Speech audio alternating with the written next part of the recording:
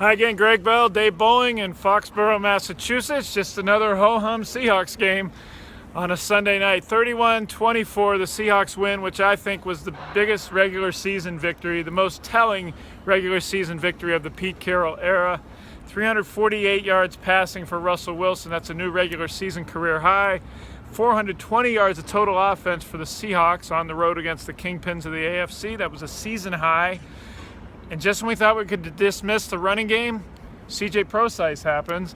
The rookie had 17 carries, 66 yards, 87 more yards, and really tough catches on receiving. Really impressed the Seahawks sidelines. Doug Baldwin said C.J. Procise lit up the sidelines with how he played tonight. You know, I was trying to think back, and I remember the Monday night game where Golden Tate had that big catch, and some of the wins against San Francisco when the rivalry was really cooking in the regular season. The Patriots have been the gold standard here, certainly this season, and particularly since Brady came back. And I asked Richard Sherman, I said, now what's the meaning of this? You know, that these guys everybody looked at them as a gold standard. He said, well, you know what? I think we're the gold standard now. And I think that's really fair. This was a validator of all the potential that this team had that they hadn't lived up to in the preceding 8 games. They'd been inconsistent. They were only a few plays away from being 2-6. Yeah. It was amazing, and it says a great deal about them in their resilience and finding ways to win even when they weren't playing well. Baloney. Now it's done. These guys are at our top shelf, and there's no excuses if they play poorly now. They should be favored for every game the rest of the way. And I see no reason now, after seeing what these guys could do, that they shouldn't finish 13-2-1.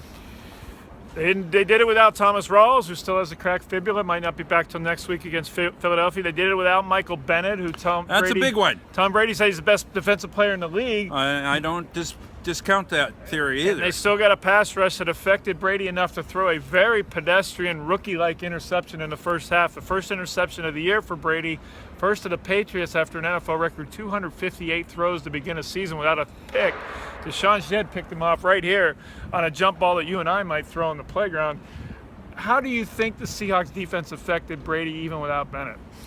You know, I think there was one key play, just as the time when Cam Chancellor made that big play in the first quarter of the Super Bowl that they won.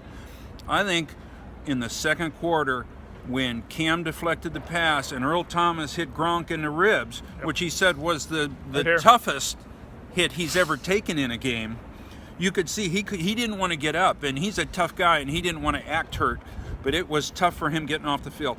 I think that really set a tone that was crucial. It's a thing they've kind of been missing, and having Cam Chancellor back tonight in so many ways, particularly against the run, was crucial. And then again on that last pass, he could keep from being bulldozed by Gronkowski.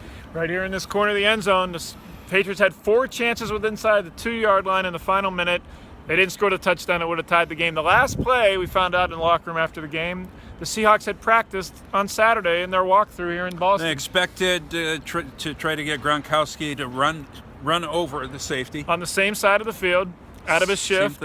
Same thing, shifting out of the backfield, Chancellor running across the formation to pick up the tight end one-on-one on a corner flag route. It's exactly what happened. And ironically, when the Patriots beat the Seahawks in Super Bowl 49, it was Malcolm Butler's interception on a play that Bill Belichick had drilled into Malcolm Butler the day before that Super Bowl would happen on the goal line. Same situation at the end of a game on the 1-yard line. Great. Now, some of the other coaching decisions on either side were a little bit curious. Going for 2 on the conversion attempt. 7-point lead. Seemed kind of strange, and Belichick was asked afterward about it, and he goes, well, that was an aggressive call, and a really good aggressive call on the road. And I don't know how there were so many big plays, so many turning points.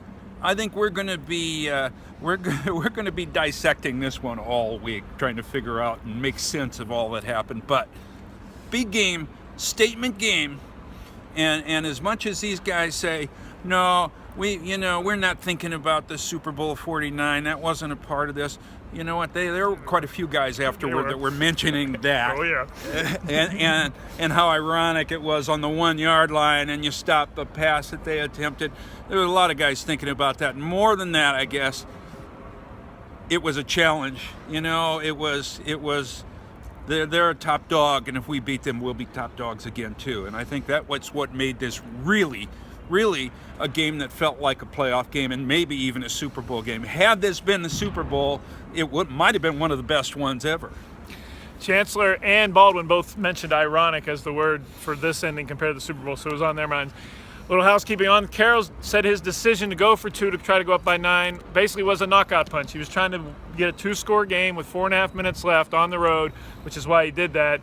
I, at the time, thought it was a good call. It looked like at the end it might not be, but the Seahawks get away with the 7-point victory. We're sitting here at 2:30 in the morning in Foxborough on our way to the airport, and I have one thought. It keeps coming into my mind. How did this Seahawks team lose to the damn Rams?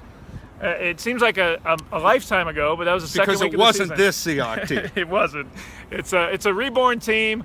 They don't have Bennett. They're looking forward to getting him back in a week or two. They think they might have Thomas Rawls next week at home against Philadelphia. And as Dave mentioned, the path is cleared for them to win the rest of their games because they will be favored in every one of them. And the Eagles at home, on the road at Green Bay, who now has 5 losses. Dallas is 8-1 leading the NFC. But Seattle's now number 2 at 6-2-1. They're 2 games up in the division on Arizona, who also won against the woeful 49ers today. They have their sights set on Dallas and trying to get something done in this postseason to try to get a top seed. But right now they're number 2 in the NFC. Game on. Game is definitely on after tonight's show here in New England. Thanks for watching. We'll cover you all week, and a week from tonight, a week from today, or tomorrow, yesterday, whatever day this is, Seahawks and Eagles at CenturyLink Field. Thank you.